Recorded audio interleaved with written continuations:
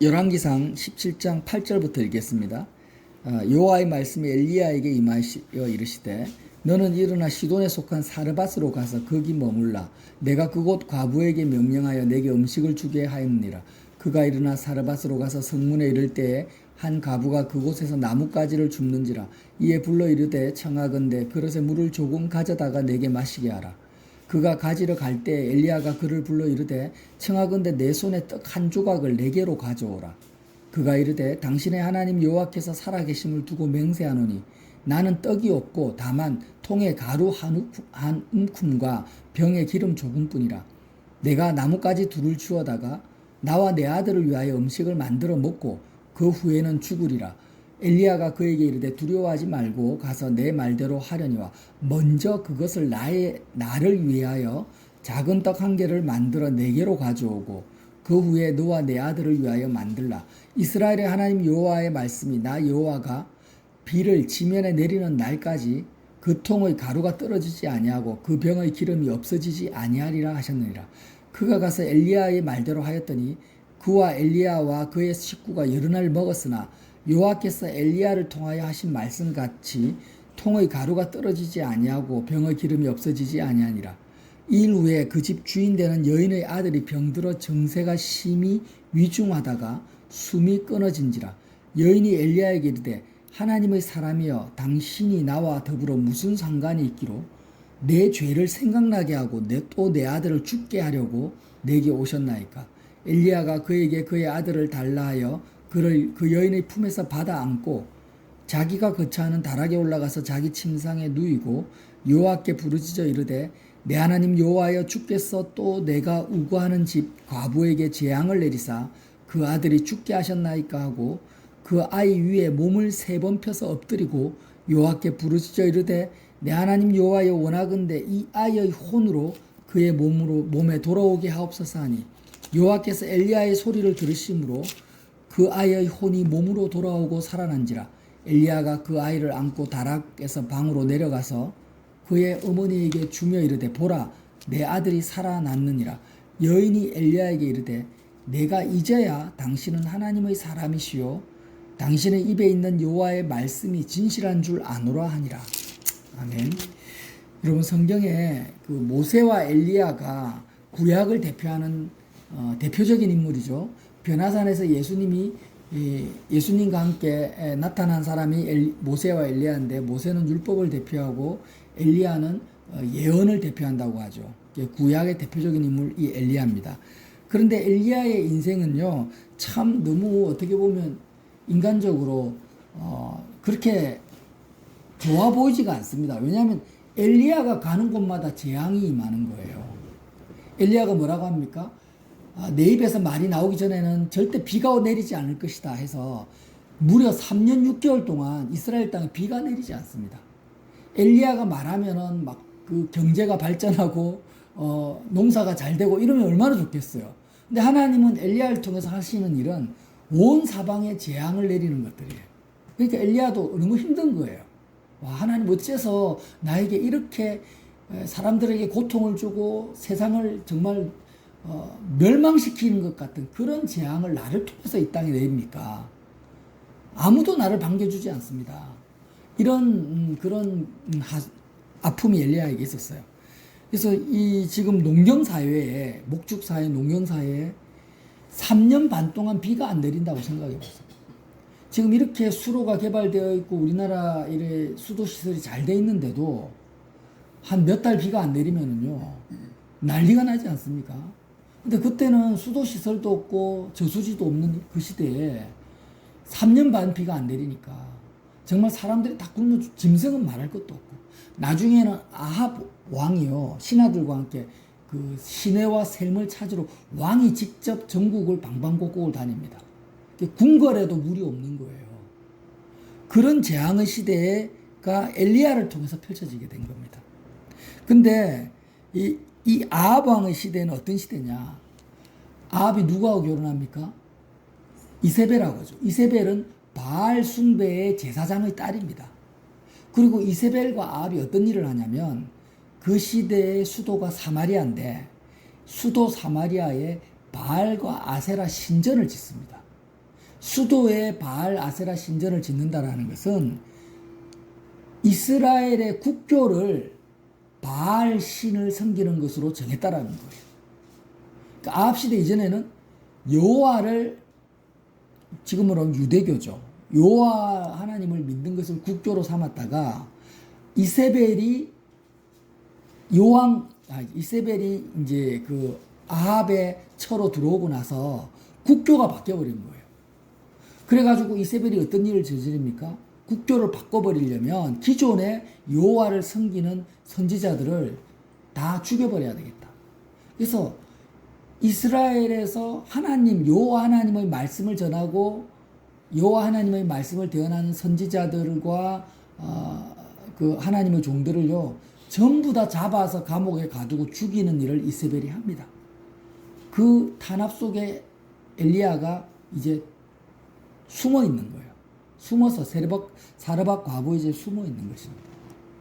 그리고 바알 제사장 450명, 아세라 우상숭배자 400명을, 그러니까 850명이나 되는 그런 우상숭배자들하고 나중에 엘리야가 대결을 하지 않습니까? 바알과 아세라를 섬기는 그 어마어마한 풍요와 다산의 종교가 이스라엘 전체의 국교가 된 상태에서 나라가 운영되고 있었던 거예요. 이것을 하나님이 가만히 놔둘 수가 없기 때문에 3년 반 동안 기근을 준 것입니다. 왜 그랬습니까? 왜 비를 안 내리게 했는가? 바알과 아세라는 이 땅에서의 번성, 풍요, 다산을 추구하는 거죠.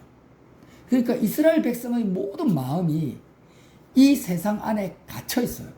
세상 사람들하고 똑같아요.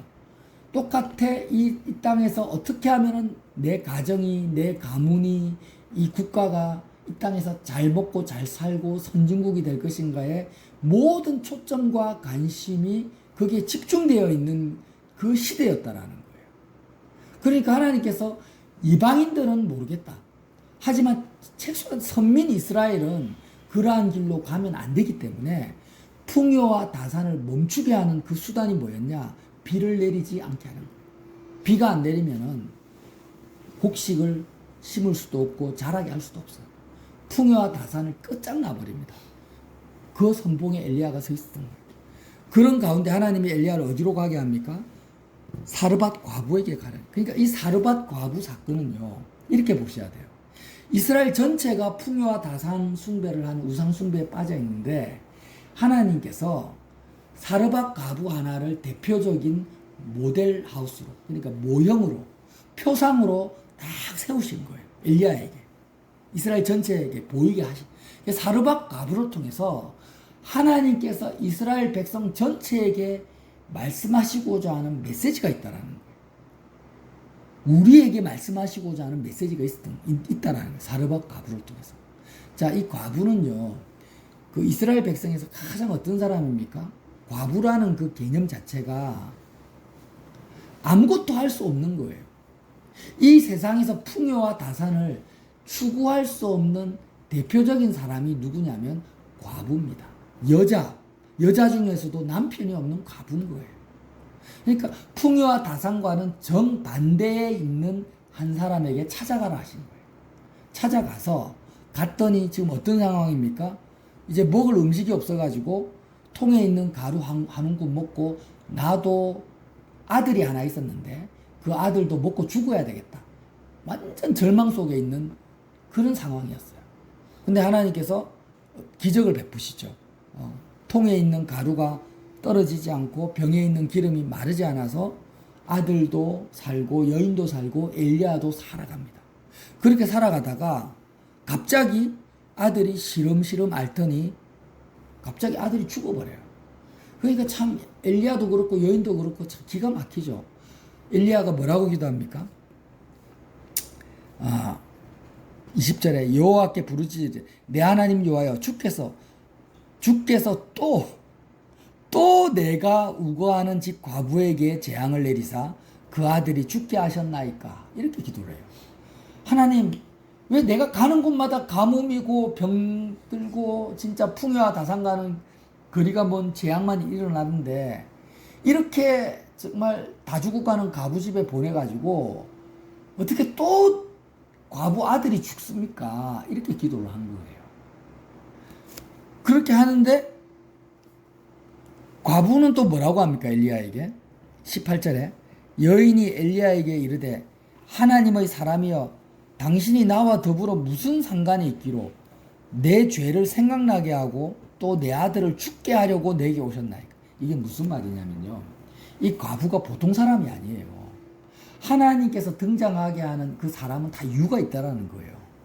그러니까 단지 그냥 이 땅에서 소망이 없고 물질이 없고 가난한 과부, 그게 아니고 이 과부는 최소한 왜 이스라엘 백성에게 이러한 재앙이 내리고 있다라는 것을 아는 사람인 거예요. 복음을 아는 사람이고, 지금 시대로 말하면 하나님의 뜻을 알고 있는 사람인 거예요. 그래서 선지자 엘리야를 능히 섬길 수 있는 영적 지식을 가지고 있는 사람이기 때문에 하나님이 사르밧 과부에게 가게 하신 거예요. 이 과부는 무엇을 알고 있었냐면, 하나님의 선민이라면, 하나님 자녀라면 최소한 소망을 하나님께 두고 살아야 된다는 것을 알고 있는 사람인 거예요. 소망이 무엇입니까, 여러분? 사람은 소망을 가지고 살죠. 모든 사람은. 소망이라는 것은 지금 내 마음이 원하고 찾고 가지고 싶은 그것이 소망입니다. 지금 당장 이루어지지 않는다 할지라도 우리의 마음은요, 항상 욕구합니다. 내 마음을 채울 것을 욕구해요. 그래서 모든 사람은 뭔가 내 마음이 이루어지고 싶은 소망이 있는, 소원이 있는 거예요. 근데 모든 사람, 하나님의 형상대로 지음받은 사람은, 특히 선민은, 하나님 자녀는 무엇을 소망해야 되는가? 눈에 보이는 이 세상의 것들을 소망하면 안 된다라는 거예요. 왜? 눈에 보이는 것들은, 보이는 것은 소망이 아니니 누가 보이는 것을 바라리요. 그렇게 말씀했죠, 신약성경에. 그러니까 눈에 보이는 것들은 우리 마음이 바라야 될 대상이 아니다. 왜? 다 없어질 거니까. 육체가 죽으면 다 사라질 거기 때문에 이 땅에 속한 것, 눈에 보이는 것을 소망하는 것은 영원하신 하나님을 믿는 자의 믿음이 아니고 믿지 않는 자들, 우상숭배자들이 가져야 될 마음이라는 거예요. 그래서 이 사르밧 과부는 최소한 무엇을 알고 있었냐면, 영원하신 하나님만을 내가 소망하고 바라야지, 선민이라면 이 세상의 풍요나 다산이나 눈에 보이는 것들을 바라는 것은 그건 우상숭배고 하나님을 믿는 믿음이 아니고 하나님 자녀로서의 자격 상실이다. 그건 죄다. 이것을 알고 있었던 사람이 누구냐? 사르밧 과부였던 거예요. 그런데 그 과부의 마음속에도 아직도 버리지 못하는 것이 하나 있었어요. 그게 뭐냐면 자기 아들이었던 거예요. 남편이 죽어버렸잖아요. 재산도 없어요. 먹을 것도 없고 지금 아무것도, 세상에 바랄 것이 아무것도 없는데 과부에게 하나 남아있었던 것이 누구였냐면 자기 아들이었어요. 그 과부는요, 한 가지 소망이 있었는데 이 땅에서 내 아들이 건강했으면 좋겠다. 내 아들이 잘 살았으면 좋겠다. 행복했으면 좋겠다. 이런 아들에 대한 소망을 가지고 싶던 거예요. 그런데 이 과부는 알고 있었어요. 내가 지금 아들에 대해서 소망을 가지고 사는 것이 죄구나. 이렇게 하면 안 되는데. 내가 하나님의 자녀인데, 선민인데, 지금 사마리아 땅에 바알과 아세라의 신전이 있는데 그게 아니라 하나님의 성막에 가면은 거기는 번제단이 있지. 그 번제단에는 어린 양 대신 예수님과 함께 이 세상에 대한 소망이 죽는 장소지.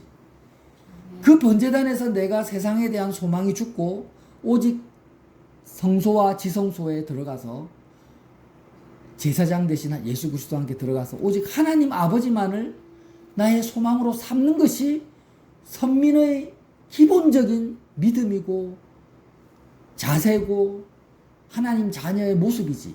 이것을 알고 있었던 사람이 사르밧 과부였던 거예요. 근데도 눈에 아들이 보여. 아들이 있으니까 항상 과부는 어떻게 했어요? 사르밧 과부는 아들에게 소망을 주면 안 되고 보이지 않는 하나님께 소망을 둬야 되는데 자꾸 아들에게 마음이 가는 거예요. 마음이 가고 그렇게 아들에게 마음을 주고 아들에게 소망을 삼고 사는 것이 죄라는 걸 알고 있었는데 마음이 찔리는데 그렇게 살고 있다가 갑자기 3년 반 기근이 오는 거예요. 기근이 와가지고 이제 어떻게 됩니까? 자기도 죽고 아들도 죽을 수밖에 없는 극단적 상황에 몰리게 됩니다. 소망이 끊어지는 거죠. 소망이 끊어져 버렸어요. 그래가지고 이제 오늘 이제 마지막 남은 한 움큼 되는 그 먹고 나도 죽고 아들도 이제 죽어야 되겠다 하고 소망이 탁 끊어진 상태에서 선지자 엘리야가 자기에게 찾아옵니다. 그 다시 먹고 살게 되니까 이제 어떻게 해야 됩니까? 하나님의 그 기적을 경험했으면 이제 다시 하나님께만 소망을 두고 살아야 되는데 그렇게 살았는지 안 살았는지 모르겠어요. 갑자기 아들이 죽어버립니다. 그때 과부가 생각이 나는 거예요. 자기 죄가 생각이 나요. 자기 죄가. 어떤 죄가요? 하나님께 소망을 두지 않고 이 땅에 소망을 두고 산, 아들에게 소망을 두고 산 자기 죄가 생각이 나는 거예요. 내가 아직도 온전히 하나님께 소망을 못 두고 살았구나. 그래서 결국에는 하나님이 내 아들을 데려가시는구나. 누구를 통해서요? 선지자 엘리야를 보내셔가지고. 그 말인 거예요. 그래서 과부가 다시 한번 읽어볼게요. 18절에 여인이 엘리야에게 이르되 하나님의 사람이여 당신이 나와 더불어 무슨 상관이 있기로 내 죄를 생각나게 하고 또 내 아들을 죽게 하려고 내게 오셨나이까. 이렇게 말을 한 거예요. 여인이요 대단한 사람이죠. 기본 그 시대에 비하면은. 그래서 정말 아들과 함께 여인도 이 세상에 대한 소망이 아들이 죽으면서 진짜 죽어버렸어요. 진짜 완전히 죽어버렸어요. 근데 엘리야가 어떻게 합니까? 기도를 통해서 아들을 살립니다. 아들을 살려요. 그리고 나서 살아난 아들을 여인에게 다시 데리고 옵니다. 23절에 엘리야가 그 아이를 안고 다락에서 방으로 내려가서 그의 어머니에게 주며 이르되 보라 내 아들이 살아났느니라.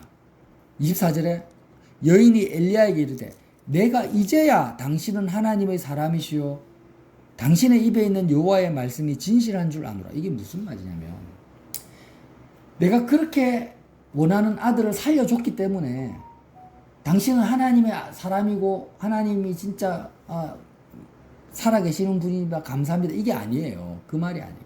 그렇게 생각하면 안 돼요. 그게 아니고 무슨 말이냐면 당신의 입에 있는 여호와의 말씀이 진실한 줄 아노라 이렇게 말해요. 여호와의 말씀이 따라합시다. 여호와의 말씀이 진실한 줄 아노라. 여인은요 여호와의 말씀이 진실한 줄 이전에는 몰랐습니까? 알았죠. 복음을 알았어요. 우리처럼 십자가 복음을 알았어요. 뭘 알았습니까? 예수님과 함께 내가 세상에 대해서 죽어야 되는구나. 알고 있었어요. 그게 진리다. 그래 이 세상에는 소망이 없지. 다 헛된 거다. 그것도 알고 있었어요. 영원하신 하나님만이 유일한 소망이다. 하나님만이 내 마음을 채울 수 있다. 그것도 알고 있었어요. 다 알고 있었어요. 근데 왜 지금 여인의 이렇게 말합니까? 여호와의 말씀이 진실한 줄 안다라고 말을 합니까? 이전에 알았던 것은 머리로 알았고 지식으로 알았고 그죠? 진짜 머리로 알고 지식으로 아는 거지 진짜 안 게 아니라는 거예요. 그럼 지금 여호와의 말씀이 진실한 줄 안다라는 것은 어떤 의미입니까? 체험적으로 알고 진실한 믿음으로 그 말씀을 진짜로 받아들인다는 거예요. 여호와 하나님만이 정말 유일한 소망이고 영원하신 분이라는 것을 이제 진짜로 내가 믿습니다. 진실로 마음으로 믿습니다. 라는 고백인 거예요, 지금. 네. 여태까지는 아들이 그래 내 소망이 아니다 이론적으로만 알았지만 실제로 내 마음은 보이지 않는 하나님보다 보이는 아들에게 먼저 갈 수밖에 없었어요. 네. 우리가 이런 거죠. 돈이 무슨 소용이 있어. 하지만 실제 내 마음은 무엇을 원합니까? 돈이 많이 벌길 원하는 거예요. 건강이 무슨 소용이야. 어차피 건강해도 늙으면 다 병드는데. 이렇게 이야기해도 실제는 내 마음은 건강해지길 원하는 거예요. 그러니까 실제 지금 내 마음이 원하는 게 뭐냐라는 거예요. 지금 내 마음이 달려가고 있는 게 뭐냐라는 거예요. 그 내 마음은 지금 어디로 갑니까? 진실로 내가 알고 있는 그 진실을 향해서 갑니다. 머리로 아는 게 아니라 내 마음은 항상 어디로 달려가냐면 내가 진짜로 믿고 있는 대상, 진짜 내 마음을 기쁘게 해주고 채워줄 수 있는 것으로 향해서 내 마음은 달려가고 있는 거예요. 근데 여호와의 말씀이 진실한 줄 안다라는 것은 여인의 마음이 지금 어디로 향해 달려가고 있어요?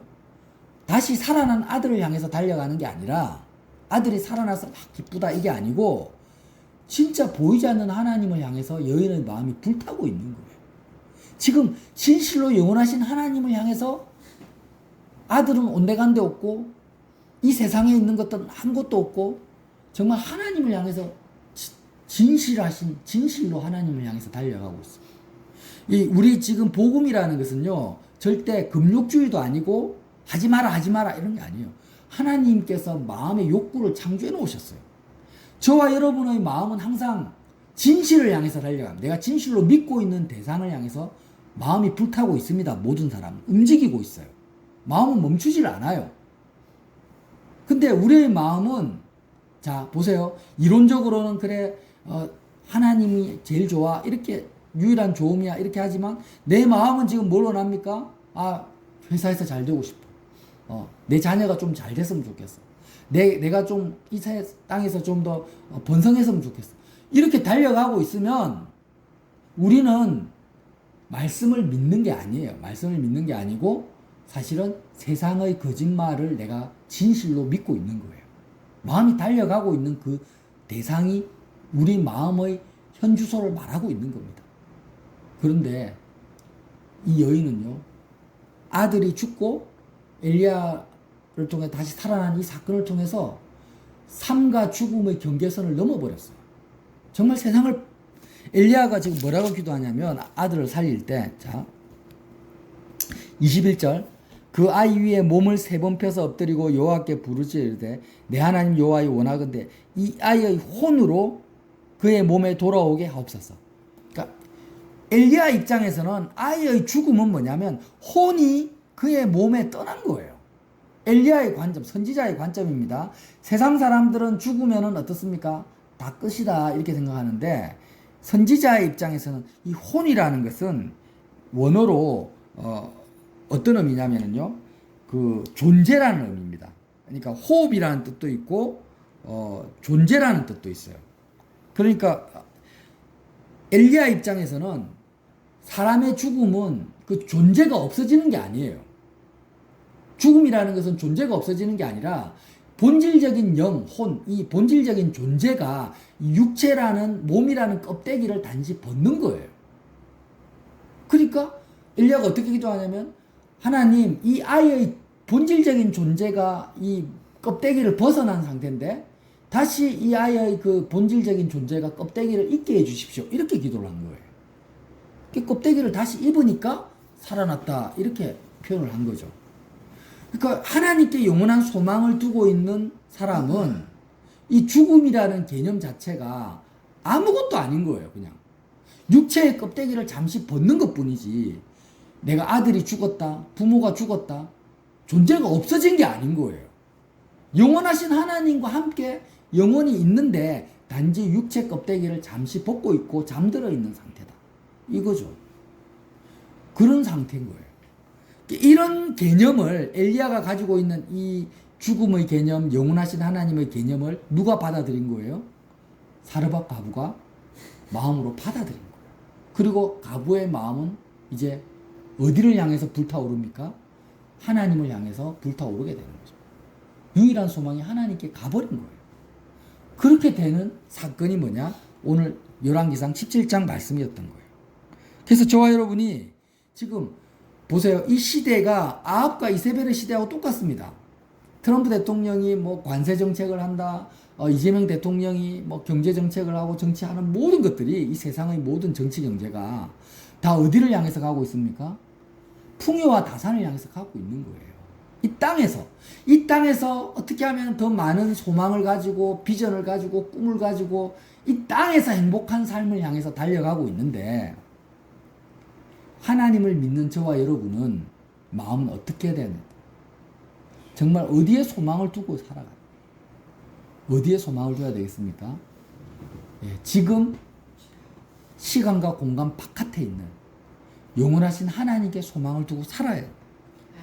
그래서 베드로전서 1장 3절에 말합니다. 그의 많으신 긍휼대로 예수 그리스도를 죽은 자 가운데서 부활하게 하심으로 말미암아 우리를 거듭나게 하사 산 소망이 있게 하시며, 베드로 사도가 말하는 거예요. 예수 그리스도를 죽은 자 가운데서 부활하게 하심으로 말미암아 우리를 거듭나게 한다. 그래서 기독교를 본 어게인, 거듭남의 종교로 하죠. 이게 뭐가 거듭나냐?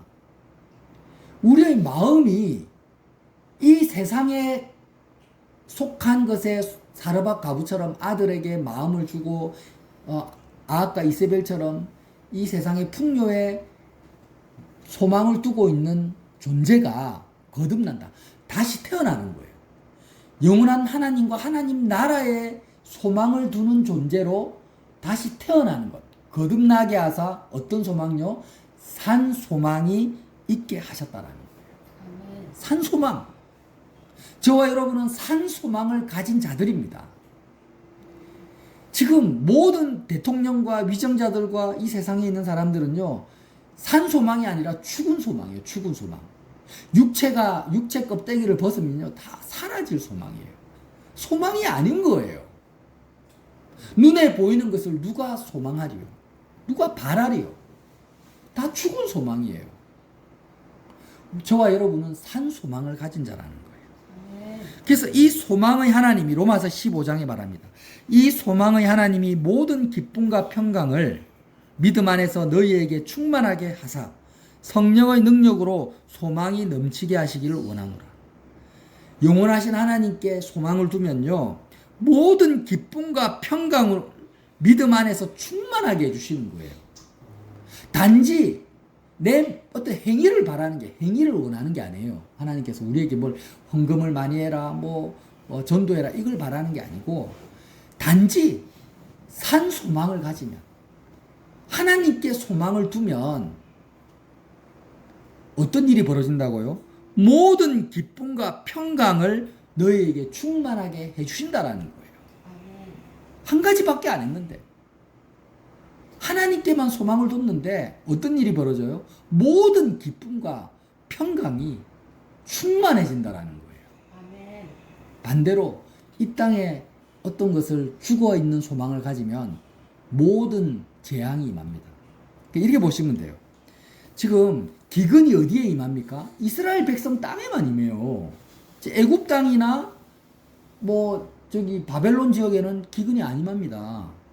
하나님께서 이스라엘 땅에만 3년 6개월 동안 기근이 일어나겠죠. 이 시대에. 왜 그렇게 하십니까? 선민이니까.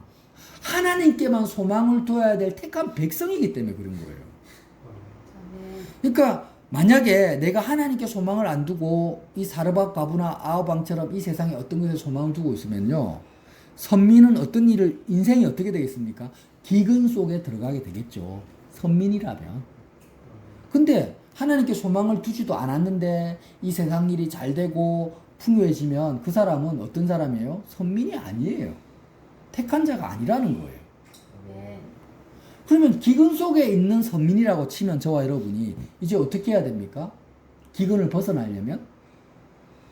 간단하죠. 사르밧 가부와 같은 상황 속으로 들어가야 되는 거예요. 내 마음속에 남아있는 그 한 가지.